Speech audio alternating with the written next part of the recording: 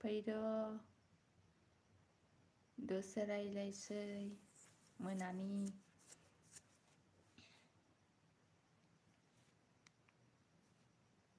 उन्दुजोबखो ना माखो बयबोलाय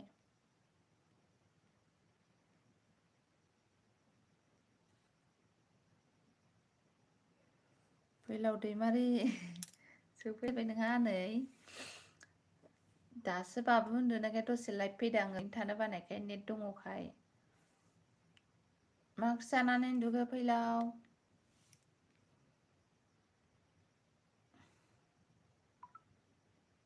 लाइटखौथ' लाइट फैलाव लाइटखौथ' मोनाद्रायबायलै दिनै लाइट फैनाया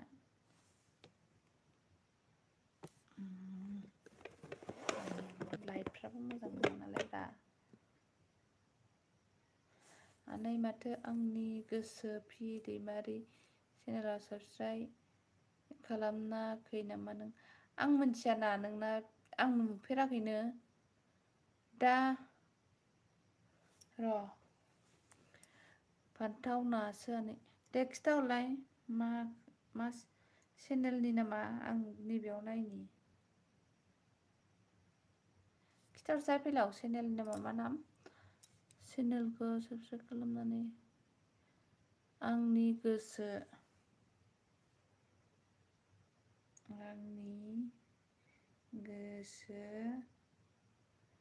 ओमफ्राय मा फि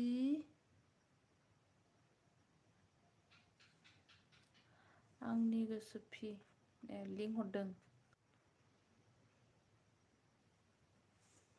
खालामखानायथ' फैलाव आंनि गोसो फि दैमारि आंनि गोसो फि दैमारि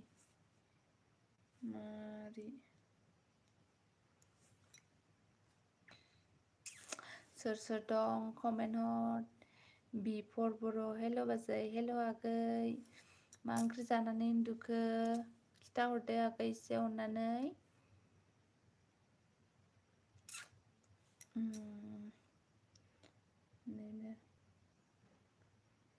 216 फैलाव साबस्क्राइब खालामखानाय आंनिया नै गेमनिसो ना माथो जाखो बेलाय सोर सोर दं कमेन्ट हर मा खबरा बिदिनो मोजां गाज्रिनि गेजेराव दं आगै नोंहालाय मारै दं औ आनै 2016 होनाथ' 216 बे जिर'आ गैया जाम्बा औ गेमनि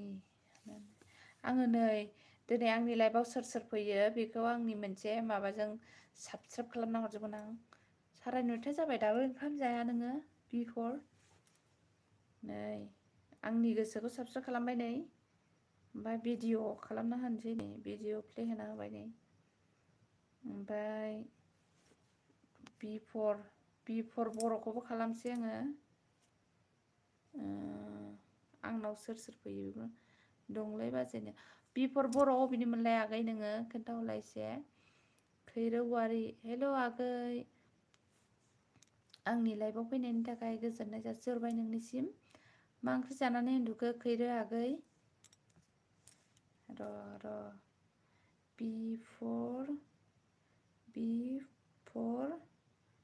बिफर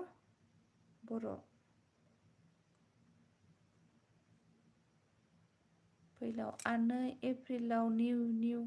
ब्लग फैगोन आनै आरो आं लाइभबो फैगोन आनै दे मोजां खोथा दे फै खैरोआ मा होनदों जोंहा आंना आलु दाउ नोंसिनालाय आब'नो जोंहा दिनै मिरामिससो दालि जहल संदों ओमफ्राय माबा एवदों आरोखि ना थिथा खरला एवदों ओरै खर' मानदाजोब्बाय आंहा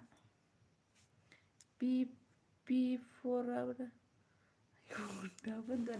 लाइभ फैदों जाम्बि आङो दा उन्दुयो नामा आङो मौसुमि बरगयारि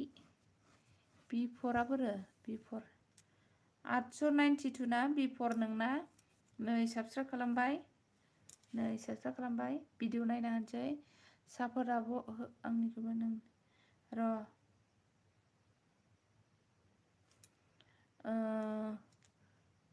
आजायालाय आजाया उन्दुबाय बिफाजों आं नैबे मोनसे रुमावसो फैदों बै रुमाव दावराव जाबा दानो सिखारोना धेमाजि ट्रेन स्टेशन बुर्लुंबुथुर सिमेन्सापरि रिभार फ्रेंक भिडिअ नुगोन 2 एप्रिलाव बा जागोन दे जागोन मोजां र' खैरोनिखौ साबस्क्राइब खालामनि आं माबानिखौ खालामबाय आं बिफर बर'निखौ खालामबाय खैरो वारि KWIRY खैरिसो खैरोना खैरि नङा दाब्लिउसो खैरो दा फिसाइजों जाबोजों उन्दुलांबाय गेन्द्राया मालाय खैरौवारि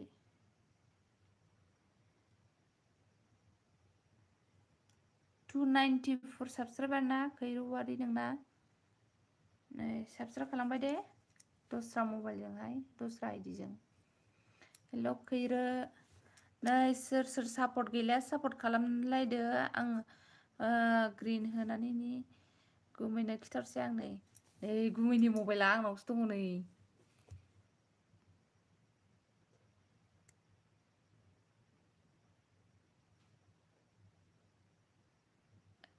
सोर सापर्ट गैया सापर्ट खालामलायदो फैलाव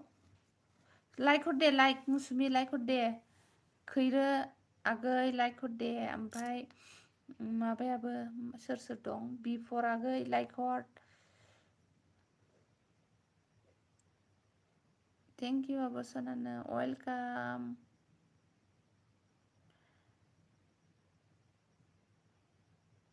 मोरै जाखो दा फैलाव दैमारि गावहा होफिना बेक सापर्ट नो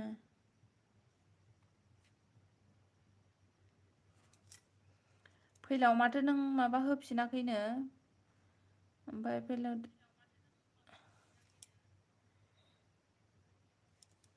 माथो रिप्लाइ होआ आंनिखौ लोगोफोर माथो रिप्लाइ होआ आंनिखौ लोगोफोर माखौ रिप्लाइ होनो खैरो नोंथ' आंनि भिडिअखौ नायाखै ना र' नोंखौनो खैरो आगै नोंखौ रायहरबाय नै बिफर बर'आ भिडिअ नायाखै होनलाय नोङो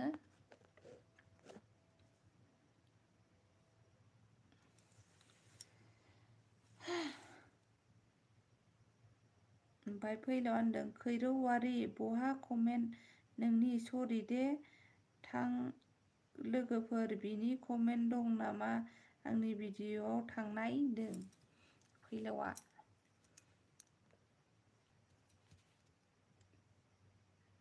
खैरौवारि बहा कमेन्ट नोंनि सरि दे थां लोगोफोर बिनि कमेन्ट दं नामा आंनि भिडिअआव थांनानै नाय होनदों आरोमा फैलावआ खैरोआ कमेन्ट हराखैनो फैलावनियाव ओंखायनो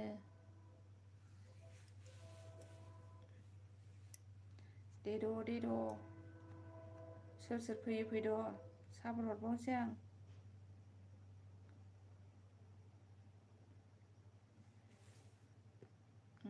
बाजै आंनिखौबो खालामनो नोंनिखौ खालामखाबायना दासो नों गावनिखौनो फार्स्ट टाइम बानायदों बिफर बर'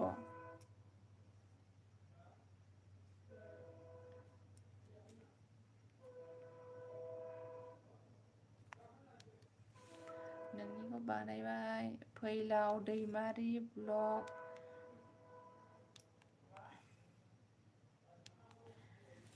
फैलाव दैमारि ब्लगआ होनदों मा फैलाव दैमारि ब्लग बड'आवबो कमेन्ट गैया आंनि पि गोसो दैमारि चेनेलावबो कमेन्ट गैया खैरोवारि होनदों खैरोवारि नों अबे चेनेलखौ सापर्ट खालामामोन कमेन्ट हरनानै दोन कमेन्ट हराबा बोरै मिन्थिनो आरोना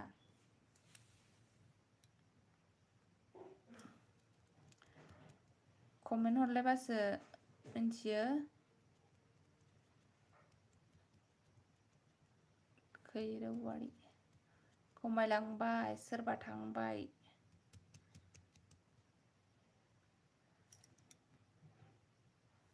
सनेसर मा जाखो बेलाय MRY ब्लक मा ओंख्रि जाखो आब' फ्रम मुम्बाइ आयौ एफा गोजाननिफ्राय फैदों आगै स' आंनि लाइफआव जयेन जाफैनो हानायनि थाखाय नोंनिसिम रोजा रोजा गोजोननाय जासिहरबाय ओंख्रिया जोंनिया दालि जहलसोमोन आगै ओमफ्राय थिथा खला एवदों मैद्रुबो दंमोन आरो ओमफ्राय आगै बोरै दङ नोंसोरो मुम्बाइआवहाय माथो दावराव जानाय खोनालाबायदों जेरावबो मोजाङै दंना गैया सेफटि दंना गैया नोंसोरलाय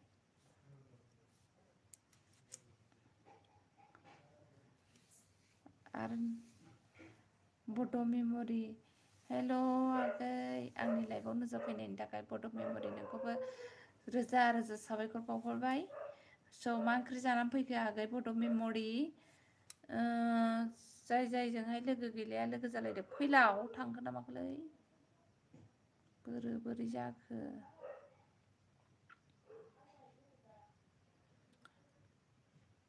मा ओंख्रि जानानै फैखो मोनो आनै मा ओंख्रि जाखो दालि जहल थिथा खला एवनाय मैद्रु एवनाय सोरजों लोगो गैया सापर्ट जालायदो फैलाव दङनो तामिलनाडुआवसो दावराव जादों आब' मुम्बाइआव जायाखै होमबाबो नांलाबायजानो गिलायलांबाय आङो मा होनो जेनेब्ला तामिलनाडुआव जोंनि मानसिफोरखौ बुथारबाय जेनेब्ला खोथाथे खोथा ओमफ्राय जोंनि मानसियाबोथ' बे तामिलनाडुनि मानसिफोरखौ जोंनियाव ओरै थाफैनायफोरखौ हगारनाय नङाना स' दावराव जालायजानो गिनांगौ आरोखि बेनिखायनो होनदां बड' मेम'रि मा ओंख्रि जाया थांखो ना माखो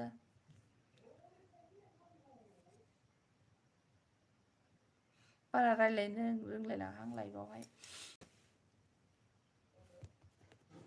दे मा ओंख्रि जाया खिथाहरद' बे फैलाव मा होनदों बे लिंकखौ उखैबा थाबथाबाय नायदोनो सोरखौ थोनहरखोब्रा फैलाव नोंलाय आरो सापर्ट खालामना होदो साबसक्राइब खालामदो होनदों साबसक्राइब खालामनानै माबा हर कमेन्ट हरनानै दोन आरो कमेन्टबो हर बड' मेम'रिया मा होनदों आगैया टमेट' दाउ बयलारसो आब' बड' मेम'रि आगै नोंहा अबेनिसो खिथाहरदो अबेनिफ्राय जयेन जाफैनो हाखो नोंहा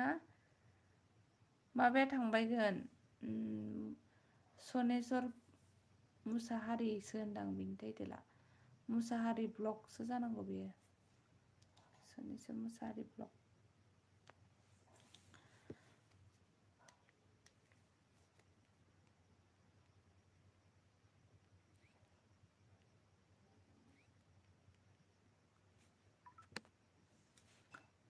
देद' थांजोब्बाय गासिबो दाना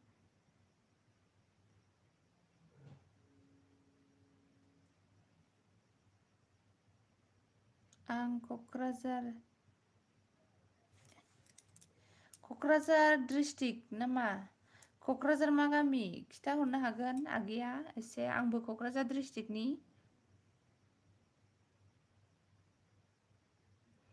आंबो क'क्राझार डिस्ट्रिक्टनि आगै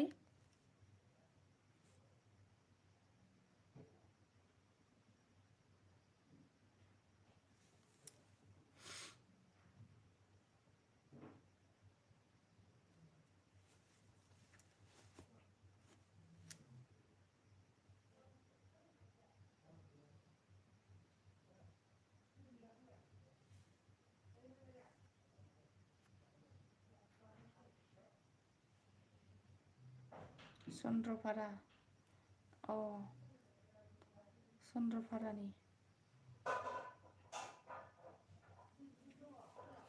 चन्द्रपारानि होनबालाय आगैया जोंनिया ओरै दतमा बारबोनांगौ दे गसाइगाव होनो गसाइगावखौ मिन्थिना मिन्थिया दे आगैया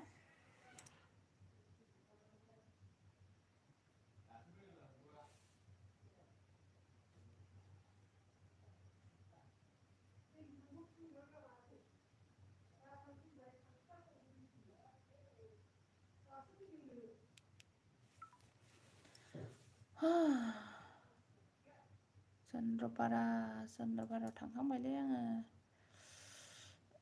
बड' मेम'रि गसाइगाव फैफेरदोंना फैफेराखै बड' मेम'रि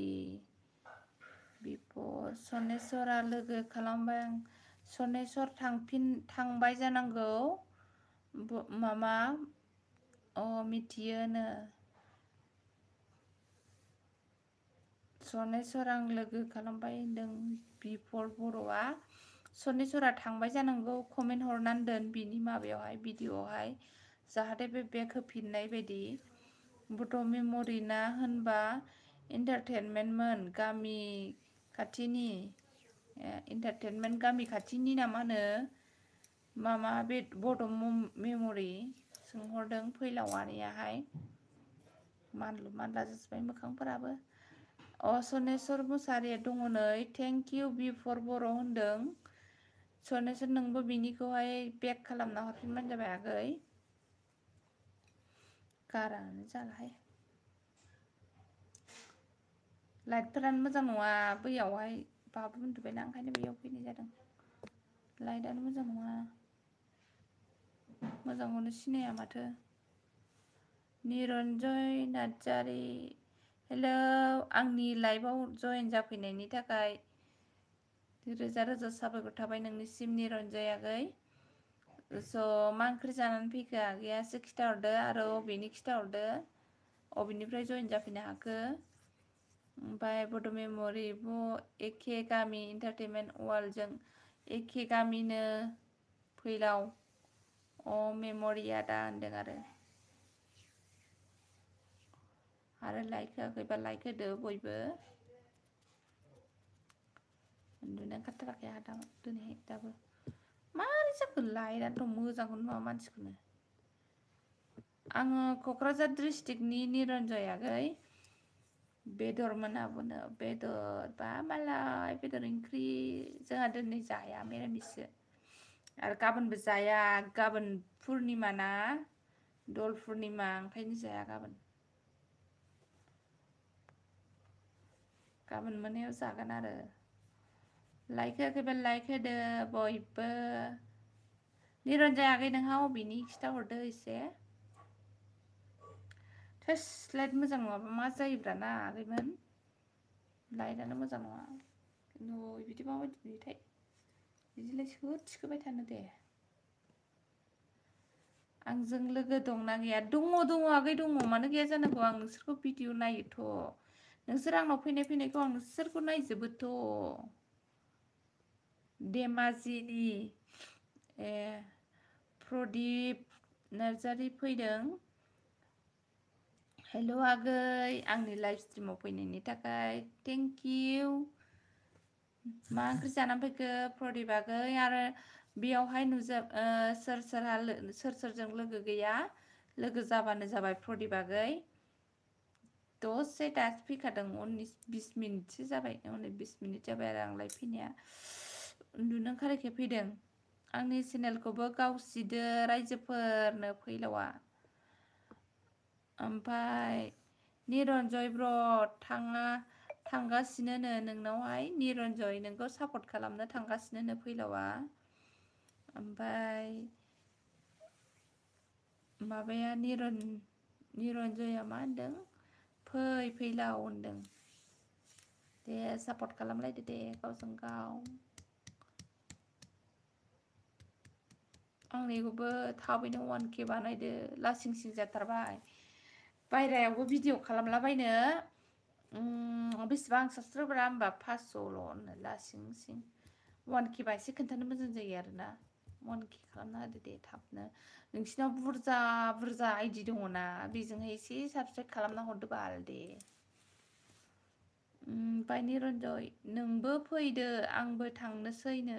थांजोबनानै आंखौ लांदां खालामसै दाहाय खालाम र' निरन्जय आदा सिमेन्ट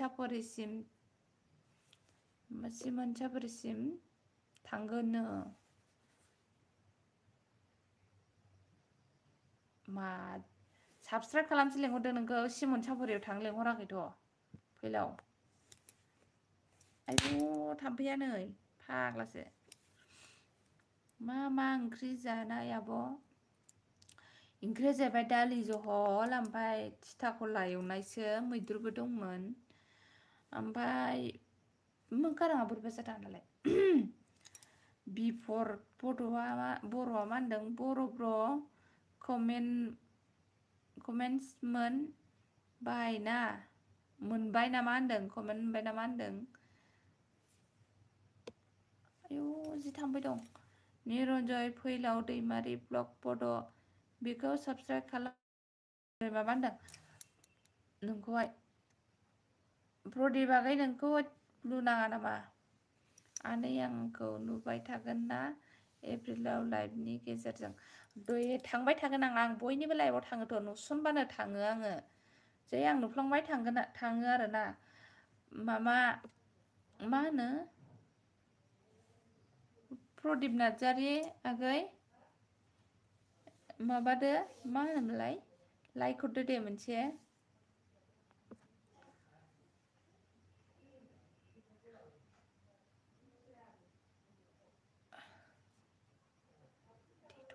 देदु फैदु दा दैसाया सिखारगोन आंना गोरै फैदो मा फैलाव माबा लानोसै जोंहा सर्ट भिडिअ लानोसै प्रदीप आदा सापर्ट होदोनो प्रदीप नोंखौ सापर्ट होनोनो नों हैदोब्रा फैलाव प्रदीपनाव थांनानैहाय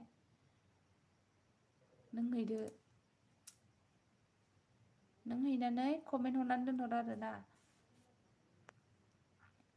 आंनि गोसो पि दैमारिजों सापर्ट थादो नों होनबालाय बे नोंनि चेनेलजों फैना आंनि गोसो पि दैमारि माबाजों जिमेलजों फैना बे चेनेलजों फैना बेखौ बन्द' खालाम मानसिफ्राथ' नोङो जेराव रेन्ज मारिदों बेयावसो थाङोना लाइक दानाबोनो थेंक इउ प्रदीप नार्जारि आगै गोजोननाय थाबाय नोंनिसिम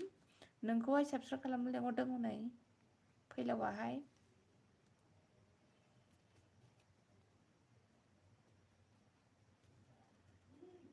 फैलाव माबाजों फै नोंनि बै जे जों साबस्क्राइब नांगौ बे आइडिजों फै बिसोरथ' मिन्थियाना नैबे जे रेन्ज मारिदोंना इयावसो थांनानै डाइरेक्ट नोंखौ साबस्क्राइब खालामहैगोन आरोना ओंखायनो जेराव नांगौ बेजों फै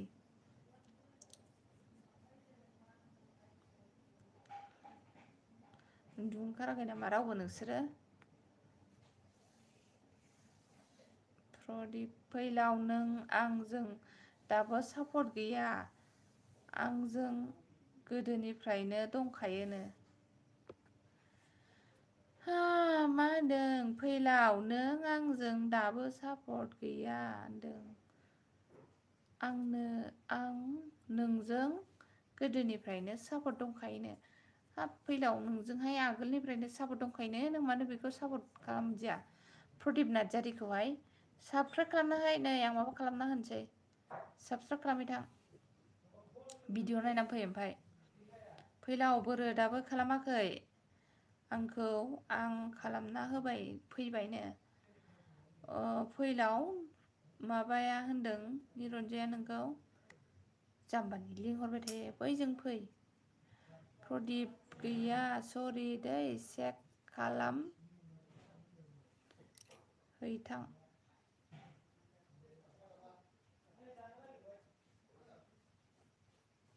मा चेक खालामहैनो आयु थाम्फै हरबाय थायो फाग्लासो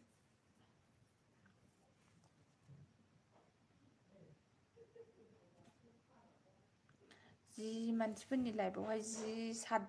माबा मा होनो माने मा कमेन्टफ्रानो फरायथ्र'नो हायै फैयो मालाय आंनियाव गैया नेबाय था ओरैनोबो रायज्लायनोबो रोङा नालाय आङो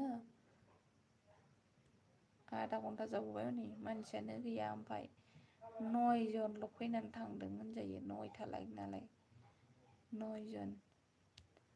उथुसो ओंखारबाय आं रावबो कमेन्टबो हरा मुंबो हरा र' आं चेक खालामबाय द' थाब चेक खालामबाय थाब कमेन्ट हर उन्दुनो ओंखारो आं बिदि दैलो दैथोबा खैरो नेट प्रब्लेम जादों आंनानो नेट प्रब्लेम जादोंनो खैरो आगैना आंनि गोसो पि दैमारि इमेलाव एप्रिलावसो मोनगोन मा एप्रिलाव मोनलायलायनाय बिलाय दे थाब थाब कमेन्ट हर उन्दुनो ओंखारो आंहा बिदिबा नै उन्दुनोसै आं लाइभ फैनानै देर'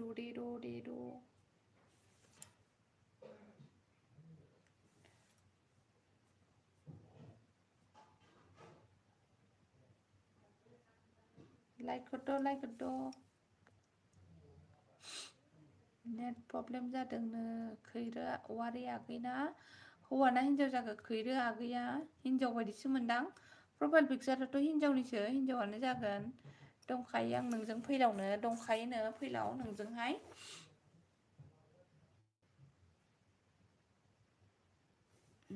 सोरबा लाइक हरबाय थेंक इउ लाइक हरनायनि थाखाय सोर हरखोथाय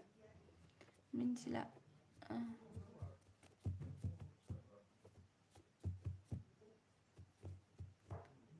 कमेन्टखौनो हरा रावबो उन्दुनोसो ओंखारलायबाय आं नै लाइक होबाय आं दासो लाइक होदों फैलाव हिनजावसाबोनो ए खैरो आगैयाथ' खोन्थायाखैमोन नामा अबेनि खैरो आगै नोंहा अबेनिफ्राय नुजाफैनो हादों अन्नानै एसे खोन्थाहरनो हागोन ना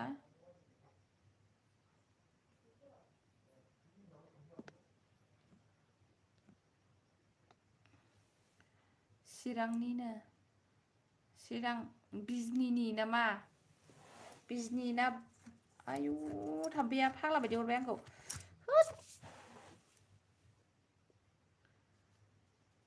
गैयालाय आदा प्रदीप नों फैलावजोंसो दं आंनि गोसोजों गैयानो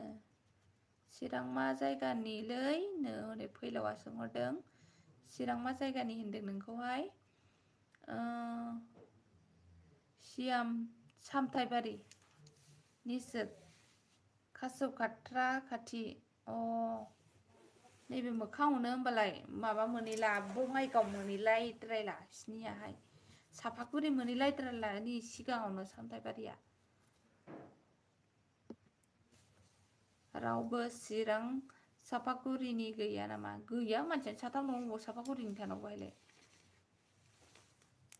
थाम्फै अरनाया मानसिबाय आंखौ थाम्फै अरलाजोब्बाय गासिबो गुड नाइटआबो बैयावसो सावदोंना थाम्फैयाबो फैजोब्बाय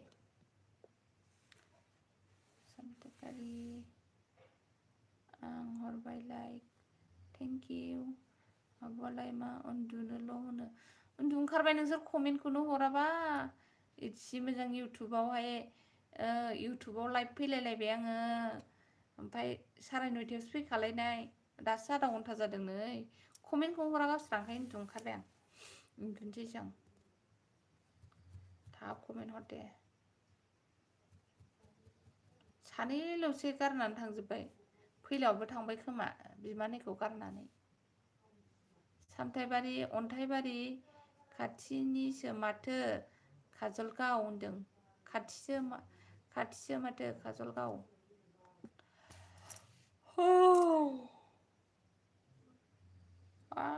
गय जाना होआबो गयानो गैया बै बिखुनजो मोननि न'आवसोमोन मालाय दरफांबाय सोर फोजाहैबावनो दं नोंनि गोसो सिङावनो हाबनांदों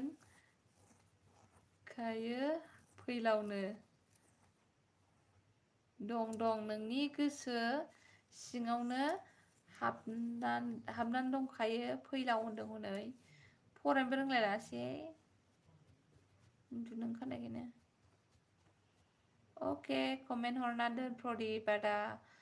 आं निउ आइडि जों साबसक्राइब खालामना हरगोन काजलगाव नङा खाथि होनदों काजलगाव होनाखै खैरो आगै माने सामथाइबारि ओरै माबाजों खाथि होनदों आङो माबायाव थांखांबाय र' सामथाइबारियाथ' नैबे मोखाङावनो नालाय सिदलिनि सिगाङावमोन होनदों नामा सिदलिनि सिगांमोन नामा सामथाइबारिया ना आगै सिदलिनि सिगां बायदि मोनदां मालाबा थांनायावहाय आंनि फैलाव मा होनदों आंनि लाइफआव बेसे मिनियो मिनि हो आदा आब' लोगोफोर एप्रिलाव नोंहालाय बबेनि आब'नो आङो क'क्राझार डिस्ट्रिक्ट गसाइगावनि आगै फैफेरदोंना फैफेराखै आगै मोनाहाय माबायावहाय जोंनि गसाइगावआवहाय गसाइगावनि आङो अके फैलाव होनदों आरोना प्रदीप नार्जारि आगैया अके फैलाव नुदों सामथाइबारि ना अदालगुरि साइडजोंसो मा अदालगुरि नांजाखो ना अदालगुरिबो दं आं मिथिया अदालगुरिया सानजाजोंसो नङा बिमायाबो जोंना गसाइगावनि ए गसाइगाव मा जायगानि खैरो आगै खोन्थाहरदो एसे अननानै गसाइगाव मा मिथिनो लुगैयो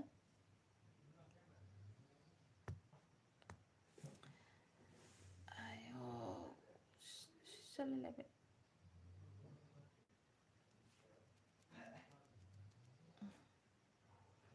सोर फैबावनो मोनानानैलाय उन्दुजोब्बाय बे मानसिफ्रा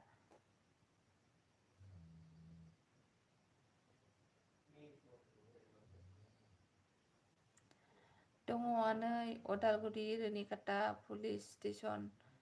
गोलैयो स्टेसन गोलैयो मोनसेलाय लाहां बेरायफेरग्रा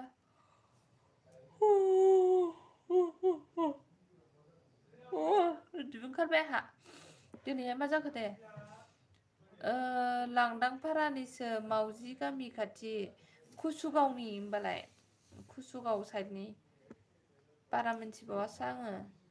नै सासे आगै गोदान फैदों नाफाम सिखाव आगै आंनि लाइभ स्ट्रिमाव जयेन जाफैनायनि थाखाय नोंनिसिमबो रोजा रोजा साबायखर बावहरबाय स' आगैया फैबाय जखन लाइक मोनसे थुनानै होदो आरो आगैया मा ओंख्रि जानानै फैखो बबेनिफ्राय ओंखारफै नुजाफैखो खोन्थाहरदो हेल' सनाफोर आइ एम कामिं दोंनै आरो फैलाव सोर सोरजों लोगो गैया लोगो खालामना लादो खैरो आगै फैलाव आगै आनै मावजि गामि खाथियाव नोथ' अदालगुरि दं जा जाम्बा खालि फैलाव मावजि गामिया कुसुगावआवसो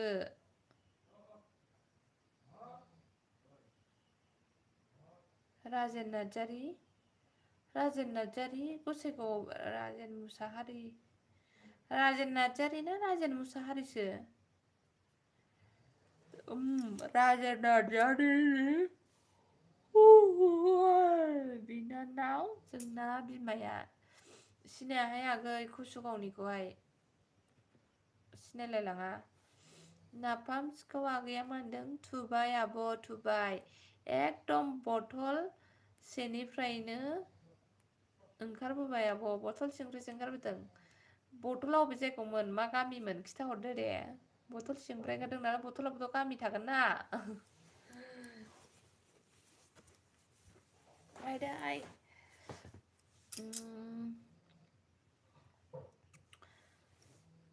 र'दे नोंखौबो आं माबा बानायना होनि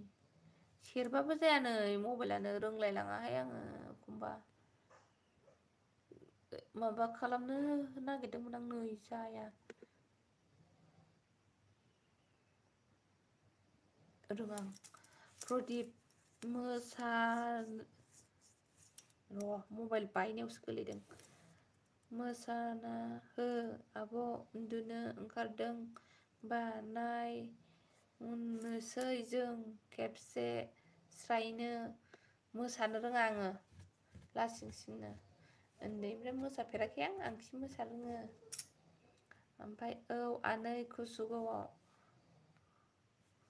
खैरो देनो ओमफ्राय फैलाव मा होनदों अदालगुरि नामा मैया दाखालिसो दोननायफोर जादों खोमा ओंखारबाय दा मा होनदों दा अदालगुरि लिरो आनै गामिया फिसाथार खिन्थु ए मोनथिफेरा आङो खैरो होनदों औ होनदों हनै खैरो नोंखौहाय हेल' बुंहरदों नाफाम सिखावाहाय आङो बेखौ माबा बानायनो नागिरदोंमोन रेन्स दांबाबो जाया सेरबाबो जाया मबाइलानो जाया ना माबायानो जाया नै जाबाय बानायबाय आं माबादो लोगो जालायदो फैलाव लोगो जादो NDFE केम्प खाथि जायोगोनलै होनदों जानोहाय आंथ' मिथिला ओमफ्राय मिनिखैरो गोसोखौ आंनि खावना लांबाय नोंनो नै खैरो नोंखौ गानसो खनहरबाय नाफाम सिखावा मिनिखैरो होननानैहाय ओमफ्राय आं लाइभखौ माबा सनेस्वर आगैया मानदों आं लाइभखौ दासो नायनो सोलाबदों आब'नो दासो नायनो सोलाबदों दे जेबो नङा आगै दे खैरो फैलाव दैमारिया सोरनि खोथा रायलायगासिनो ना नों अदालगुरिनि नामा अदालगुरिनि नङा बेबो गसाइगावनिनो फैलावाहाय मामा कुसुगावआव ना नोंसिनि हरैहाय अदालगुरि दं होननानै बुंदों बियो गामि गोदान केम्प माबानानै थानाय माने लुनानै थानाय ओमफ्राय अदालगुरि लिरो बेबायदि होनदों आरो बियो दा फैलावाहाय ओमफ्राय नाफाम सिखाव आंखौबो सापर्ट खालामहरदोनो नाफाम सिखावखौ सापर्ट खालामहरनो खालामनाङा आब' माया खालामनाङा बुजियाखिसै आं नै थाम्फैया आंखौ सिफुं सुफैगासिनो दं खोमा ओमफ्राय खैरो औवारि आं गसाइगावनिसो होननानै खिन्थाहरदों हनै फैलावा ओमफ्राय आब'आ बहानि जाखोनो आं गसाइगावनि नाफाम सिखाव आगै ओमफ्राय प्रदिप नार्जारि आब' खावलायाव आखाइ होनाङाहाय दुखु जानाय मोनो आं नै होआसै नै नों होननायखाय बिफर ओंखाम जादोंमोन दे जेबो नङा आगै जाखांबाय उन्दुबाय बिसिनायाव नामा रेन्स मारिनाङा आब' दे खोमोरसि आङो र' नै दांबाबो दाफिनाखिसैलाय रोंलायलाहाय आङो बाराखौबा नै सेरबाबो जाया नाफाम सिखाव बोरै जाखो नै जाबाय नै खोमोरबाय आङो लाइक हरद' नाफाम सिखाव आगै हराखैदां बियो मिथिया आं बहाबा अदालगुरि केम्प दं माबा फैलाव अदालगुरि अफाय गामि दं होनदों नोङो खोन्थाहरफिनदो खैरोआ मोजाङै बुजियाखैनो आंबोथ' बुजियाखै बिनि खोथाखौ ओमफ्राय क'क्राझार गसाइगाव नामानो औ क'क्राझार गसाइगाव नै माथो रेन्ज बोखारनाया रेन्ज जाबावखोलै नाफाम सिखावना बोखारबायमोनथ' आङो रोंलायलाहाय आङो ओइ खैरो मा खबरनो बिफर आगैया नोंखौ गाबज्रिहरदों खैरो आगै ओमफ्राय खैरो औवारि गाज्रिसो बिफर बर'नो खबरानो गाज्रिसोनो मानोबा गाज्रि जाखो बेहाबा मा जानायनि ओमफ्राय गुमैयालाय बहा दं आब' होनदों सनेस्वर मुसारि ब्लगआ गुमैया उन्दुबाय रुम मोनसेयावहाय दङ बाबुजों गुमैजों आङो लाइभ फैनो थाखाय रुम मोनसेयाव फैदों हारसिङै सिरि साइलेन्टनो हंख्रगासिनो दं नों गुमैया दावराव खालामोना ओंखायनो बिफर बर' नाफाम लोगो खालामदोनो बिफर बर'आ नाफाम नोंखौ लिंहरदों ओमफ्राय बिफर बर'आ मा होनदों मा जाखो फाग्लि होनदों खैरोखौ होनदों खोमा होद बिफर दंखायो असभ्य होनदों साबसक्राइब खालामखानायनो नोंजों नाफामा बिफर बर' नै GN स्टुडिअ गुड नाइट आब' आंहा दासोनो आंनि लाइभ स्ट्रिमाव जइन जाफैनायनि थाखाय GN स्टुडिअ आगै बरायनाय थाबाय नोंखौबो स' आगै मा ओंख्रि जानानै फैया आरो बहा मा जायगानिफ्राय नुजाफैनो हाखो नोंहा एसे अननानै खिथाहरनो हागोन ना? मानोना बिराद मिथिनो लुगैयो आंनाव अबे अबेनि लोगो दं अबे अबे जायगानिफ्राय आंखौहाय सापर्ट खालामदों जा मिन्थिनो लुगैयो आङो। फैलाव खैरौवारि अदालगुरि केम्प नङा मा होनदों रोनिखाथाजों हाबबोनानै आर बेजों हाबाबा एनडिबि नि केम्प जों हाबना जनता कलेजजों फैनांगौ अदालगुरि गामियानो। आंथ' मिन्थिया फरायग्राल' मिन्थिया आङो। उन्दुनो ओंखारा आंहा दामानि मानो उन्दुनो ओंखारा मा दुखु जादों खैरो आगै अननानै खोन्थाहरदो खोन्थानो हायोबा गोसोफ्रा स्रां मोनो एसेबाबो आरो आगैया सिख्ला ना हाबा जानाय एसे खिथाहरदो। बिफर बर' सनेस्वर लोगो खालामबायना सनेस्वर आगै बिफर बर'आ नोंखौ लोगो खालामबाय नामा होनहरदों। ओमफ्राय बिफर बर' आइया नाफाम फाग्ला जों बाय नामा होनदों रागा जोंबाय नामा नो नाफाम नोंखौ सोंहरदों। ओमफ्राय एनडिबि केम्प होनफ्लाय सालि खुंगुर होनब्रा सालिखुंगुर जनता कलेज खाथिबानो नाफामाबो ओरैनिखासो नामा?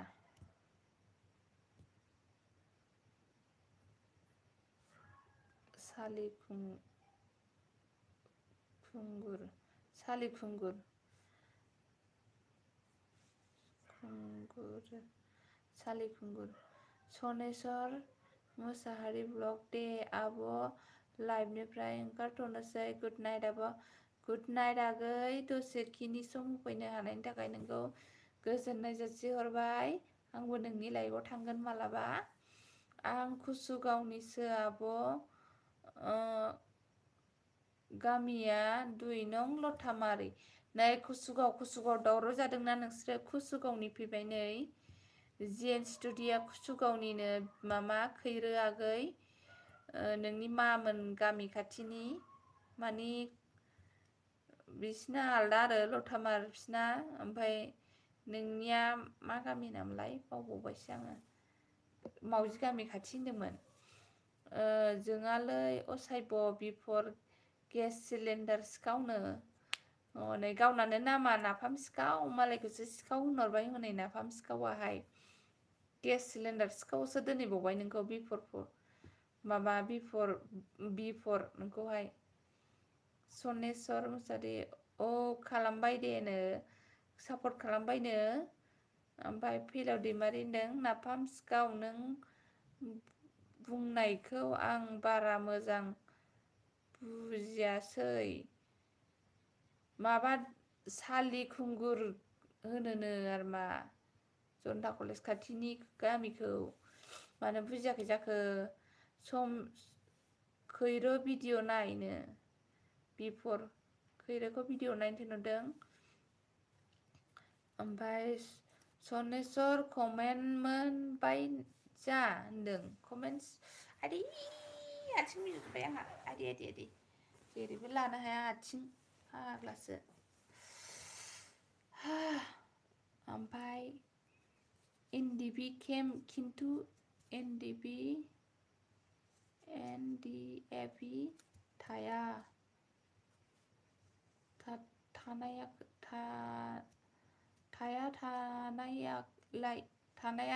थाया थानायालाय होनदों एनडिएबि आइ एम फ्रम क'क्राझार रुपाथि नोगोर बा मालाय क'क्राझार रुपाथि नोगोरनिनो माबाया नाफाम सिखावा बिकि फट'ब्लग हेल' आब' सना हेल' आगै आंनि लाइभआव जइन जाफैनो हानायनि थाखाय रोजा रोजा साबायखर थाबाय। मा ओंख्रि जानानै फैखो बिकि फट'ब्लग नोङो माबा जायजों लोगो गैया लोगो जालायबानो जाबाय। ओमफ्राय लटा फैलाव मा होनलायखो नोङो एलुआबो सना होनदों फैलाव मा होनदों लटामानि जलाइस्रि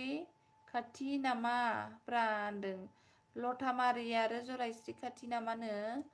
ओमफ्राय बिकि फट' ब्लगा मा होनदों लाभ फ्रम दिखियाजुलि आब' दिखियाजुलिनि गैया होमबा थांफेराखै दे आगै दिखियाजुलियाव खोनाफेराखै ओमफ्राय साला बिगुर नाफाम होनदों नै बिफरा रायहरबायलै बिगुरसो होनखाबाय खिन्थु नाफाम सिखाव सिनायदों नामा बिफरनो ओमफ्राय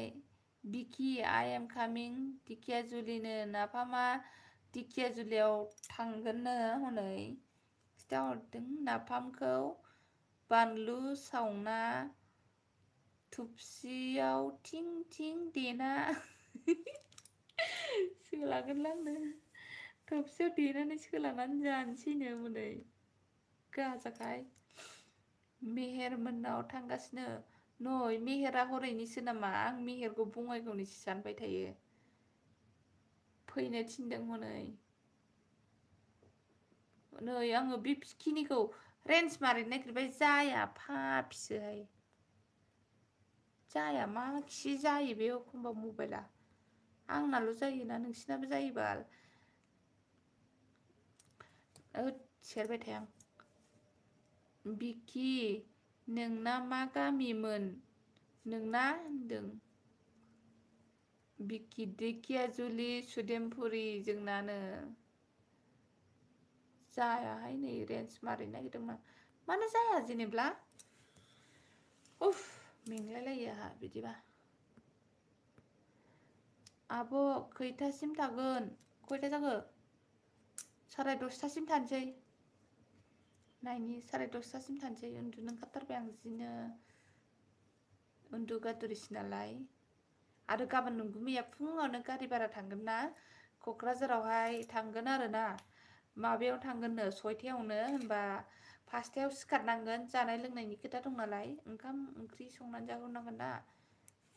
ओंखायनो नङाबाथ' आं 7:30सिम उन्दुखायो 7था 7:30सिम गाबोन बिदि उन्दुनो मोननाय नङा आरो फुङाव सिखारनांगोन ओमफ्राय फैलाव मा होनदों दिखियाजुलिनिथ' मेहेरवारिया थां दे गावसोरल' सिरि सिरिनो फैलावबो थांफायोनो गावसोरल' थां सिरि सिरि होनदों फैलावा हनै फै मिट खालामगोन नाफामनो बिकिया मिट खालामनो लेंहरदों बिकिनिया माबा सेरबाबो जायासै नै माबा खालामनो नागिरदोंमोन आं रेन्ज लोगो जानायनि जाया सेरबाबो जाया नै रोङासै आङो नै जाबाय जाबाय एबार हयले बोरैबा सेरफ्लांनानै जाबाय बारा रोङाहाय आङो बिफोर नोंना खावब्लानि सानजाहानि गामिसो होनदों गामिनिनो होनदों अके आइ एम कामिं माइ आइडि मा आइडि नाफाम सिखावना दे खोन्थावलाय बिकि मा गामिलै ब्र सोरनि गामियाव सोंहरखो बिकि नोङो नामखौ होनासैना नोङो आंना बैनाया दिखियाजुलियाव हाबोलै हस्टेलाव गाबोन लायगोन हस्टेलनिफ्रायनो सोर बैनाया हस्टेलाव थायलायखो नोंहालाय दिखियाजुलियावलाय फैलाव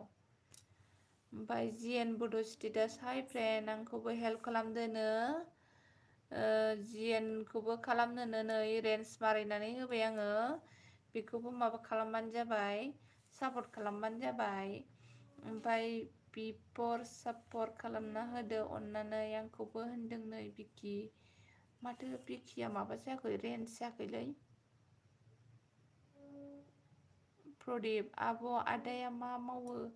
ब्रा माबा गारि सालायो गारि अगनार ना वागनार ना मा होनो मिथिला गारि सालायो जायखिया न'नि गारि भारा सालायो भारा ओमफ्राय नोंगौ नामा ब्र होनदों बिकि नोंना दङथ' कमेन्ट नालाय होनदों बिकि नोंना दङ थ' कमेन्ट्स नायनो थिनदों। नै जेबि ब्लग्स फैबाय जोंनिया। हेल' नोंथांमोन होनहरदों बयखौबो जेबि ब्लग्सआ। स' आंनि लाइभआव जइन जाफैनो थाखाय नोंनिसिम रोजा रोजा साबायखर थाबाय जेबि ब्लग्स। आथिं आखाइ मिजौजोब्बाय आंहा आदै। ओमफ्राय बिफरा मा होनदों आब' बिकि सिनायबायना? औ आब'लायनायासो औ बिकि सिनायबायना सिनायबाय नामानो फैलाव बाथोन जोंनिजोंबो फैनो फैलावखौ लेंहरदों हनै। ओमफ्राय गोदान भिडिअ'आव कमेन्ट हरना दोन ब्र' दे बिफर होनदों। बिबर र' कमेन्ट होनि होनदों फैलाव प्रदीप आदा नाबा मा जायगानि होनदों। बिकिया होनदों फैलाव कमेन्ट हरना दोन अनोबा आंखौ होनदों। ओमफ्राय हेल' बिफर होनदों नै जेबि आगैया। ओमफ्राय बिकिया होनदों मा जेबि आंजों लोगो जादो होनदों। जेबि नोंखौ बिकि आगैया लेंहरदों लोगो जानो फैलाव आनै आंनि जेबनि फंबाया दिखियाजुलि हस्टेलाव फरायो क्लास 6 मोनगोन एबारनो क्लास 5 आरो। आइदै जादोंना। नोंहालाय फरिखाया माला दं? गाबोन दं नामा? फैलाव जेबि ब्लग्स बड'लेण्डआ मा होनदों आइ एम आंसो नाफाम सिखावा नोंसोमोन बेथा। बिकि थांगासिनो बैसागु होनदों माबाया जेबिया बैसागु बायनानै थांगासिनो जिएन बड' स्टेटासआ होनदों आब' आं नोंखौ सापर्ट खालामबाय नोंबो आंखौ सापर्ट खालामबाय माने खालामदो होननाय जादों आरोना। जिएन बड' स्टेटास आं नोंजों सापर्ट दंखायोदां। र' आं स्क्रिनशट मारिनानै दोननि दै दाहाय खालामगोन आं। नोंनि स्क्रिनशटआबो जाबावासै नामा? जाबाय स्क्रिनशट मारिनानै दोनबाय आं। हेल' जेबि होनदों नै बिकि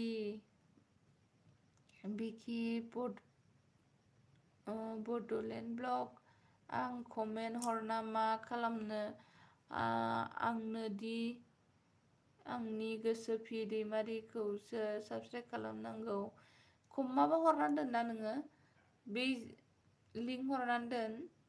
ओमफ्राय बिफर होनदों हेल' जेबि होनदों नै जेबि आगै नोंखौ हेल' होनहरदों बिफरा। ओमफ्राय प्रदीप आं धेमाजि गगामुगनिसो फैलाव बाथोन होनदों धेमाजिनिसोनो। आंथ' थांफेराखैहाय हरैहाय। बिफर गेस सिलिन्डार सिखाव होनदों हनै बिफरखौहाय। गाबोन गैया आनैनो मालाथो दङ मा दङ एबारलाय मोजां होदोंना होआखै? सोर सोर आंजों लोगो जानो बुं। सोर लोगो जानोनो बिकिजोंहाय?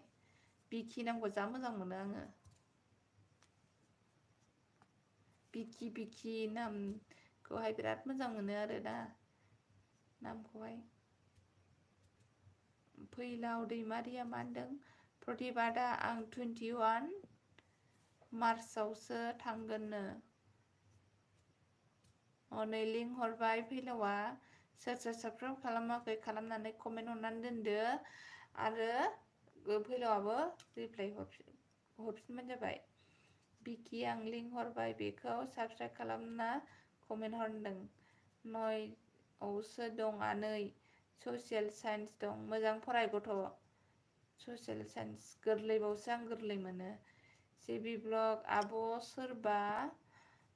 न' खाथियाव नायनो मोजां दङबा नायना हरदोलैनो आयै आगै सना। जोंनि न' खाथियाव बेबायदि गैया सिख्ला होननायानो गैया।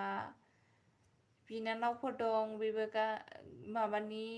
आंनि बिमायफोरनि फिसाफोर दं गासिबो बुकिं गोजाखा पस्ट खालियानो गैया एप्लाइ खालामनो। नङाबा हरगौमोन आं। बिनानावफ्रानो मेला दं गासिबो माबानि बिमायनि फिसा बिबथैनि फिसाफोर मेरला दंमोन बिनानावफ्रा गासिबो बुकिं गोजाखागै मा खालामबावनो दानि गथ'फोरखौलाय।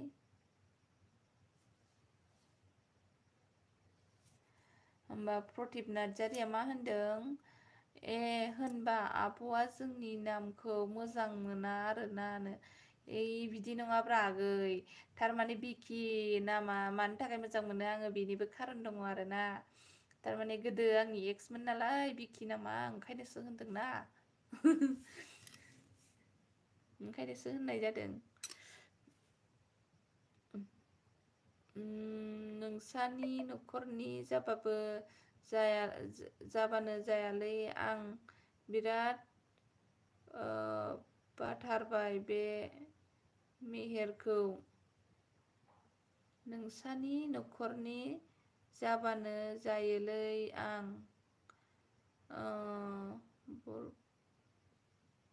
बिराद बाथारबाय बे मेहेरखौ। मा मेहेर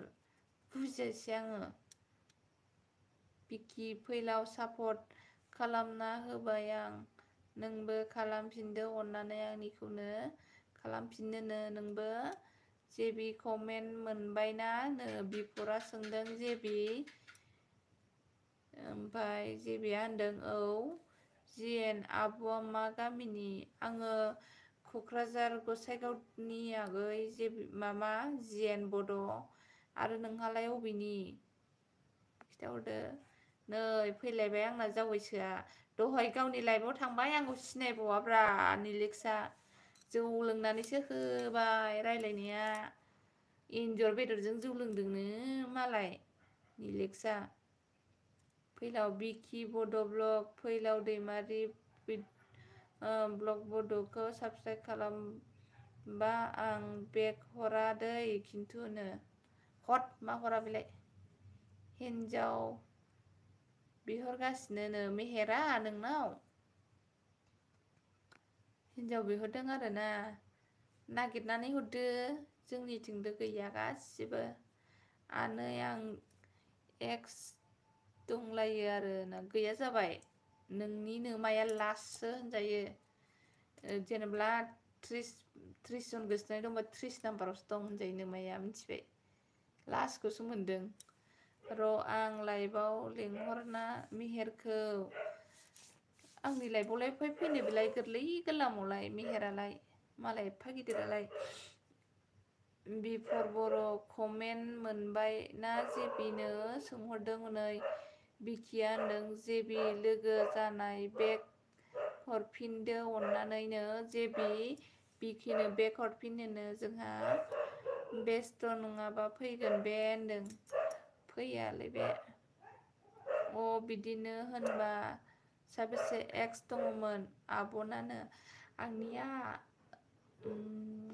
मेलामोन नोंगौमै खोनाबा रायगोन दानो मोजां सिनायाखै मादैनो माखौ दहाय जौ लोंनानै मोजांसो होनदों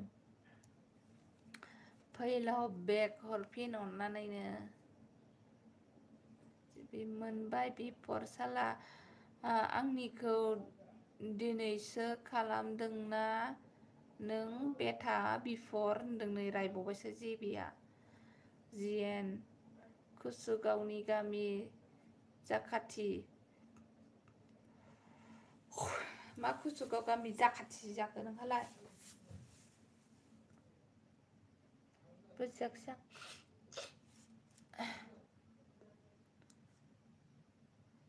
फैलाव नंथारालै मेहेर कि बिदि बिथारालै सिनायनाय बिया जाबाय लोगोबो जानो हागौना सिनायनायबो जानो हागौना थांजोबलायबाय साब्रै लासैलाय 1 घन्टा जाबाय आं माला खयथा जाखो टाइमा खयथा जाखोथाय 10:30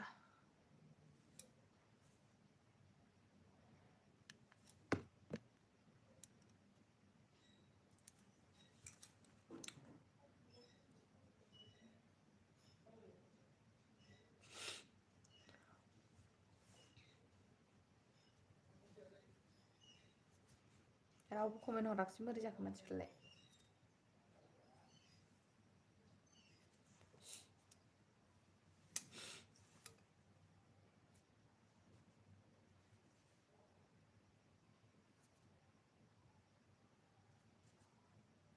सयजन जाफैफिनबाय कमेन्ट हरदो ना आंनाव कमेन्टआ श' जाफैयाखै नामा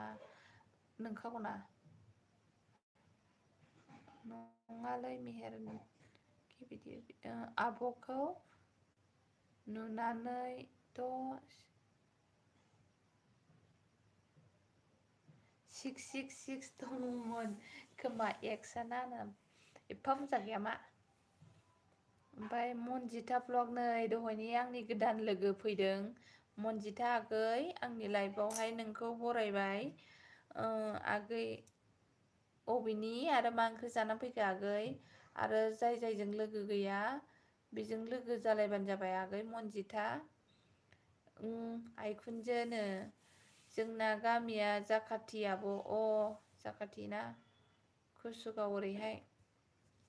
दं आंबो आइखुनजोनो ओइ आब' आं लिंक हरबाय आं आब' मेहेरनो नंगौ फैयालै बियो आगै नोंनिखौ थेंक इउ नै बिकि बड' ब्लग भिडिअ नायजोबना खालामना होदोनो बिकि नोंखौ मनजिथा ब्लगआ लेंहरदों नोंसोर नै आं बिनिखौ ब्लक खालामना होनो नागिरबाय जानो नागिरा नै जाया नोंसोरो ब्लक खालामनाया मनजिथा आगैखौहाय माबा खालामना हैदो सापर्ट खालामना हैदो नै जाबाय ब्लु जाबाय आब' फेसबुकआव मा नाम बेनो मनजुलि ब्रह्मआनो फेसबुकआवबो ओमफ्राय आंना लखिमपुरनिनो लखिमपुरनिसो मनजिथा आगैया खोनादोंल' थांफेरनो मोनाखै आं बेजोंहाय स' जायाखै लिंकआ सरि दै बड' बिकि होनदों ओमफ्राय मनजिथा नों आंजों सापर्ट गैयाना आं खालामनोसै दे बेक खालामफिननो नै प्रदिपा नोंखौ सापर्ट खालामसैनो मनजिथा आगै ओमफ्राय नोंखौ बेक होफिननो थाखाय खावलायदों ओमफ्राय मनजिथा ब्लग ओमफ्राय नै खालामगोननो ओमफ्राय फैलाव सार्च खालामदो आंनि गोसो फि दैमारि मार सार्च खालामनो लिंक हरखाबायना नों नै गोजौआवनो मनजिथा आगै लाइक होआखैबा लाइक होदो अननानै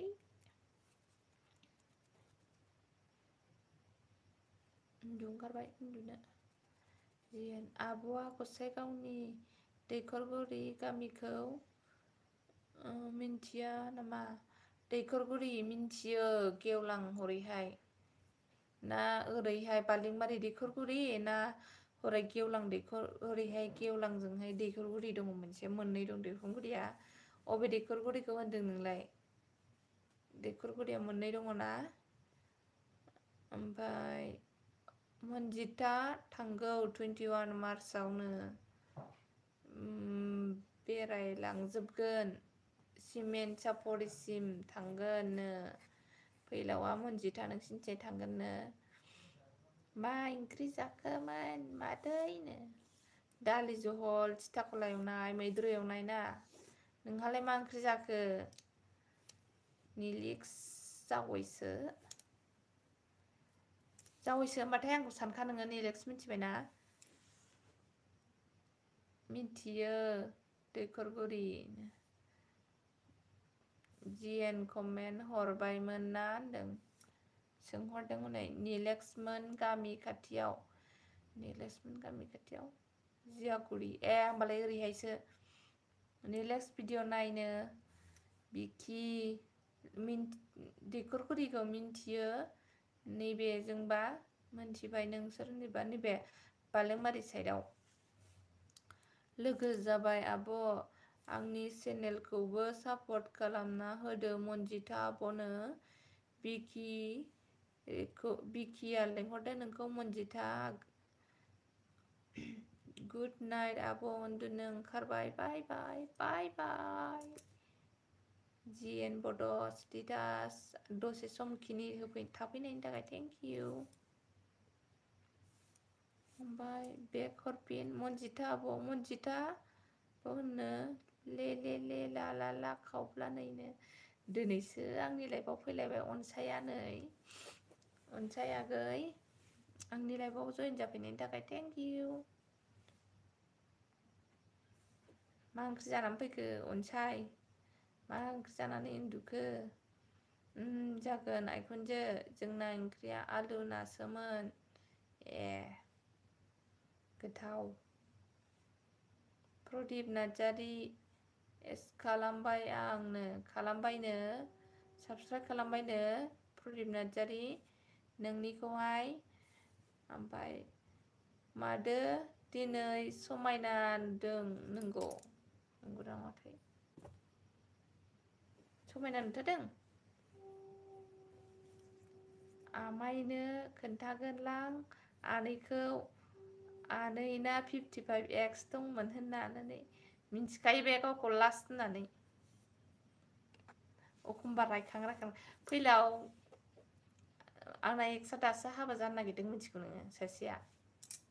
जाम्बालाय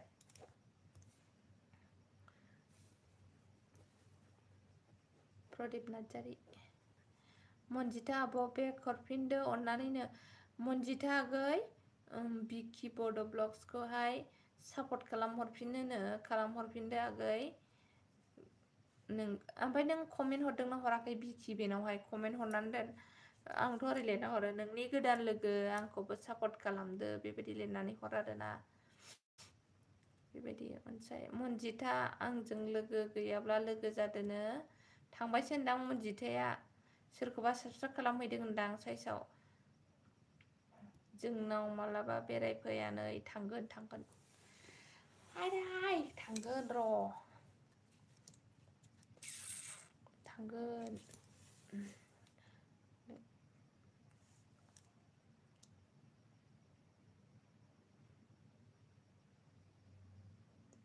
थांजोब्बाय जारसिल'सै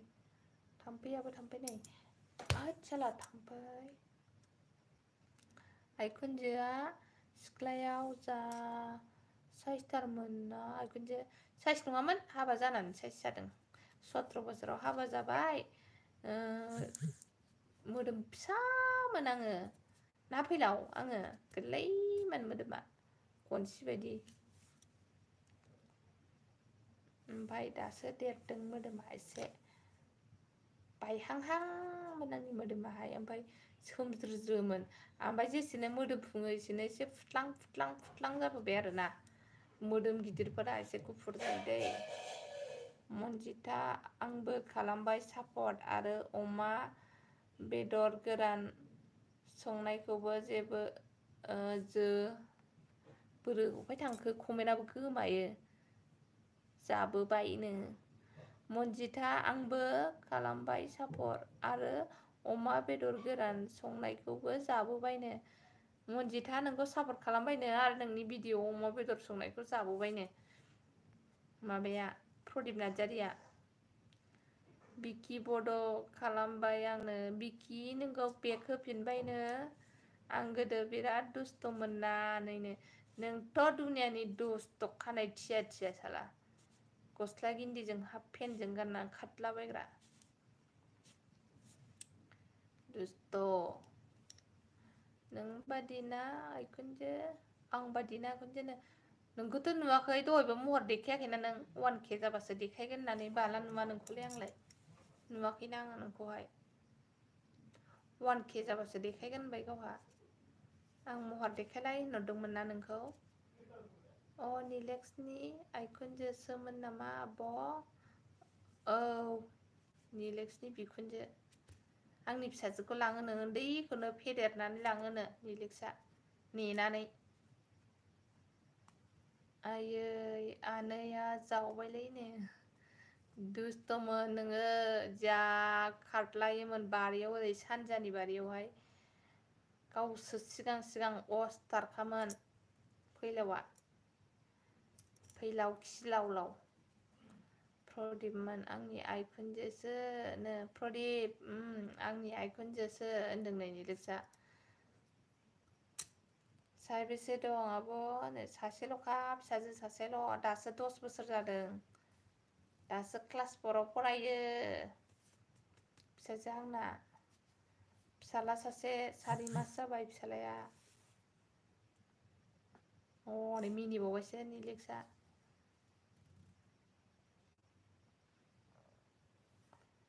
अनसाया फैदोंमोन थांबाय होनदां अनसायाहाय सिदै जाबाय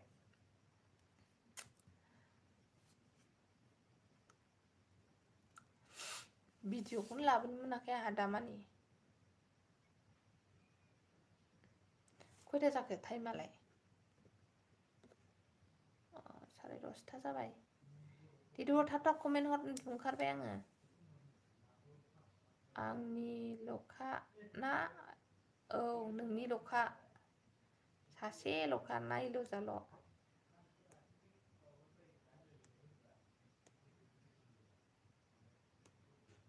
आब' नोंनि फेसबुकआ मा नाम आंनि फेसबुकआ जाहैबाय मनजुलि ब्रह्म र' आं देखायनि मबाइल मोनसेयावहाय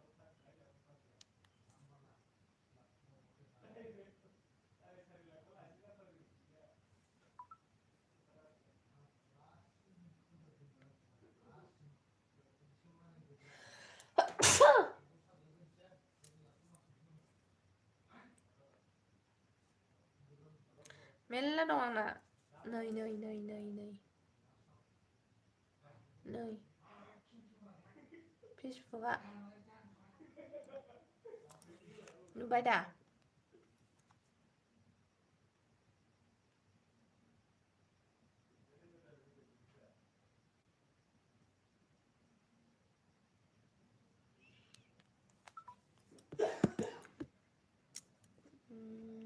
नुबाय दा जेबि आंनि फेसबुकखौ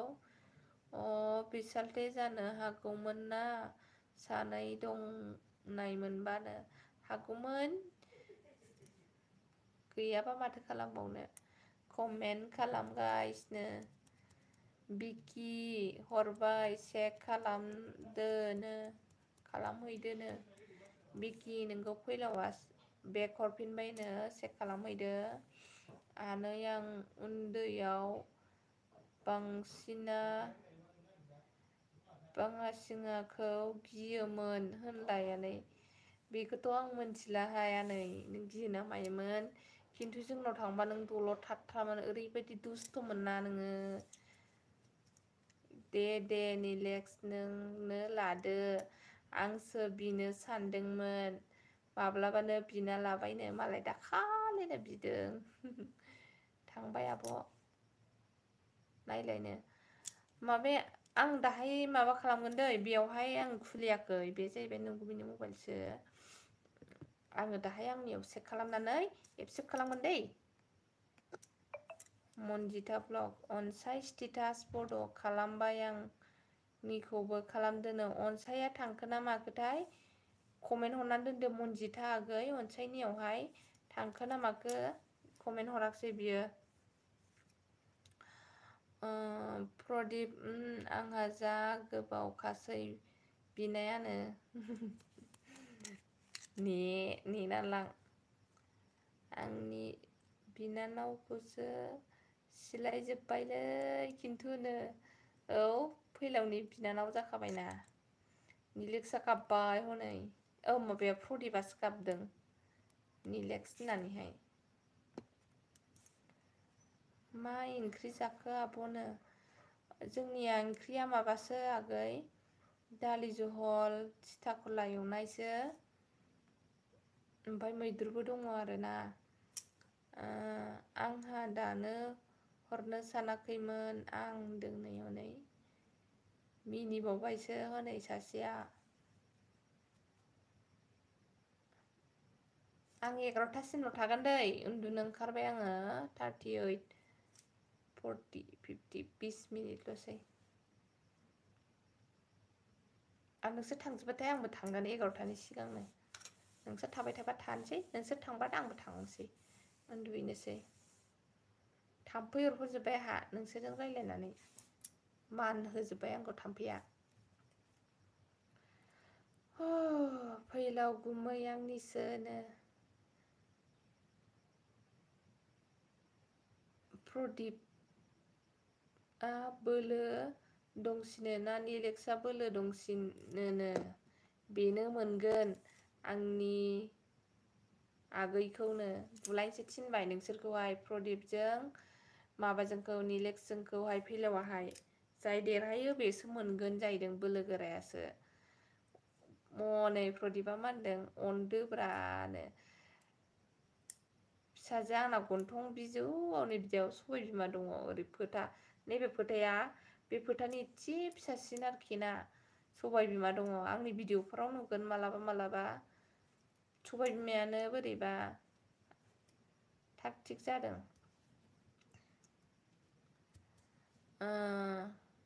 आंनिसो हरगोन ना नों आइखुनजोनो र' नायनि होननायसो जादों दाना सानै जाबायना अपसना नायनि होननांगौ जाहैबाय आरो मनजिथा आंबो खालामबाय नोंनिखौनो मनजिथा आगै अनसाय स्टेटासआ नोंखौ बेक सापर्ट खालामफिनबायनो बिदिनो सापर्ट खालामलायदो दे ओमफ्राय अनसाय लाइक हर दे लाइक हरद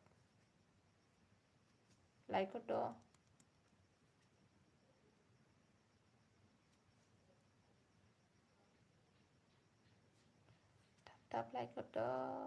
आं सामफ्रामबो एसे एसेबाबो लाइक फैबाय थानो नाजानोसै आरोखि ना भिडिअखौ होनो हा दाहा लाइक फैबाय थानोसै सामफ्रामबो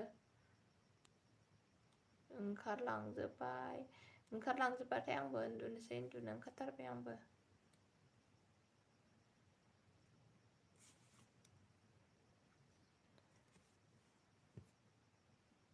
फैलाव मा होनदों आं अननो रोङालै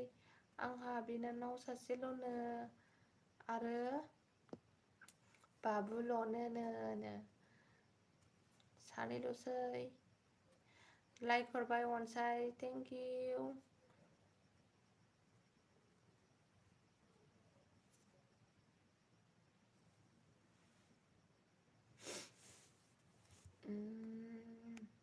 आं नुजा फैखायो आइखुनजो नुजा फैखायो आंनि लाइफआव नामा दहाय जौ लोंनानै जि रायलायखादोंहाय बियो आयु सिनायबावासो आंखौ ओमफ्राय फाग्लासो जागोन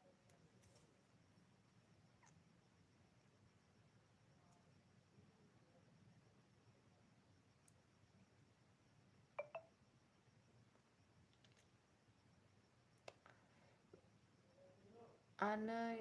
दाहरथारलै सानैनोबो जाय साख्रि मोनग्रोयो बेनो हरगोन आं ना मा होनो आंहाबो एसे मोजां मोनजानांगोन ना बिजामादैनि आमोलाव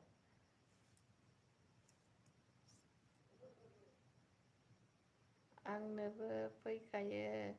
ना निलेक्स बिखुनजोनाव आंबो फैखायोना निलेक्स बिखुनजोनि लाइफआव ने जाय साख्रि लाग्रोयो बेनो हरगोन जाय बिखुनजोखौ बांसिन अनो बेनो हरगोन नामा गुड नाइट आब' अल माइ फ्रेन्ड गुड नाइट आगै आंनि लाइफआव दसे सम टाइम फैनायनि थाखाय नोंनिसिम गोजोननाय जासिहरबाय आगै उन्दुदो मोजां सिमां नुथों मनजिथा आगै जाबाय मा बुंखोलै प्रदीप बिएस निलेक्स माबा जादो मा होनो बिदिखौ कन्ट्रभार्सि जादो दे आं सेयार खालामना होगोन नोंसोर सानैजोंहाय भिडिअ लाबो कन्ट्रभार्सिनि सानैजोंहाय ओमफ्राय आंहा गेजेराव ओमफ्राय नोंसोरखौ जावग्रा आंहा दै फेमास जानायनि लाबो थाबनो 1K जागोन माबा मा नाम होनो निलेक्स प्रदीप ओमफ्राय प्रदीपना बेसेबांमोनथाय साबसक्राइबारा आं साख्रिखौ सैमा फाग्ला बायदि खारबाबो सेलेक्ट जायासै बाबाय आं आइखुनजो होमबालाय नों जेनसिगोन है थाम्फै जानो साख्रि मोनग्रोयोनो बेनो मोनगोननो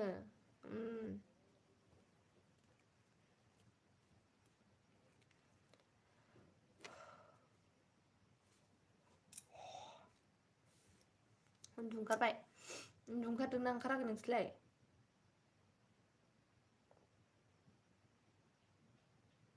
उन्दुनोसै नामा? उन्दुनोसै आंबो। खयथा जाखो? 44 आनैखौ जा आं एप्रिलाव प्रेंक खालाम दे। नङा आङो निलेक्सजों प्रदीपजोंखौ कन्ट्रबाजि लाबोनो थिनदों आरोना। थारमाने फेमासबो जागोन चेनेलाबो ना मा होनो भिउसबो फैगोन जे फेमास जाबाय भिउसआ फैखायो। जेन्ना आइखुनजो एगजाम जोब्बा नाजाबावगोन। जेन्नाय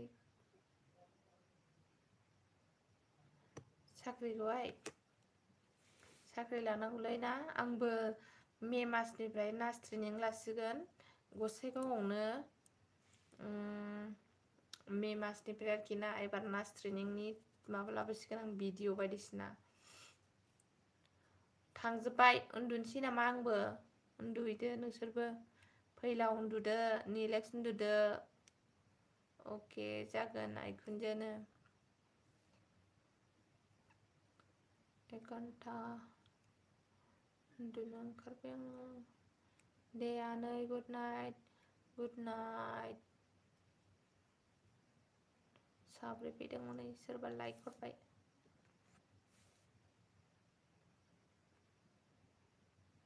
गाबोन फैदे फैलाव निलेक्स गाबोनबो फैदे आंनि लाइफआवहाय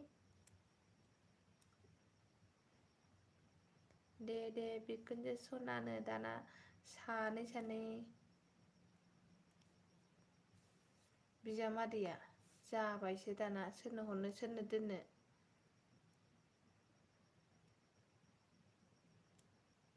उन्दुनोसै आं दे गुड नाइट बाय बाय जि उन्दुनो ओंखारबाय आं मोथोनो लादो आंनि बिनानावाबो नार्स ट्रेनिं लादों गसाइगावआव होमबालाय दाख्लि डिसेम्बर ना जानुवारिनिफ्राय जादोंमोन ना बे टाइमाव लादों खोमा बियो आङो बे समाव लाहैनो हायाखिसै आरो दाबो आंना दैसाया उन्दैना मास मोनब्रैल'नो होमबाबो आङो खस्थ' मस्थ'बाबो लाथारसिगोन जेने गसाइगावआवहाय MRM फ्रावहाय प्राइभेट हस्पिटालफोर फैयोबा उनाव बायसान्सआव हाबनानै थानाय बायदियै लानानै थाखानोसै आरोना साख्रि नङाबा माजों जानो गारि सालायनायल'जोंसो जानो हायाना गारिखौथ' सानफ्रामबो गारि भारा मोना हनै एखमबा बाद जायो मासावहाय नोङो 30 दिनावहाय गारि भाराखौ 20 दिनसोल' मोनो 10 दिनानो बारहोखा आंनिसो आइखुनजोनो नांलायदो कन्ट्रबाजि जादो दे कन्ट्रबाजिनि भिडिअ लाबा आं शेयार खालामना होगोन नोंसोरखौ सानैखौबो रायगोन दे आं ओमफ्राय कन्ट्रबाजियाव गाज्रि मोननो नाङा फन नाम्बार हरलाय रायलायखानानैसो कन्ट्रबाजि लाबोनांगौ मिथिबायना नङाबा गाज्रि मोनलायगोनबो अनसाय बेसे गोबाव मा होनदोंलै गाज्रि भाषा होननो नाङाब्रा हामाब्रा बिदि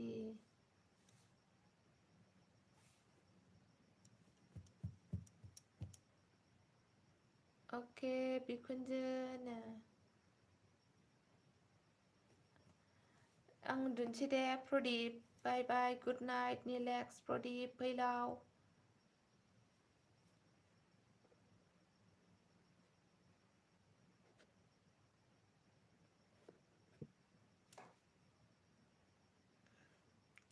बन्द खालामसै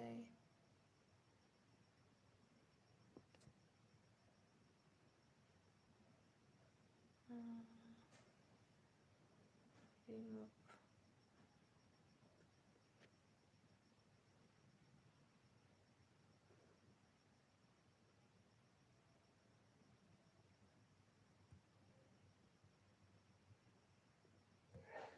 गुड नाइट बाय बाय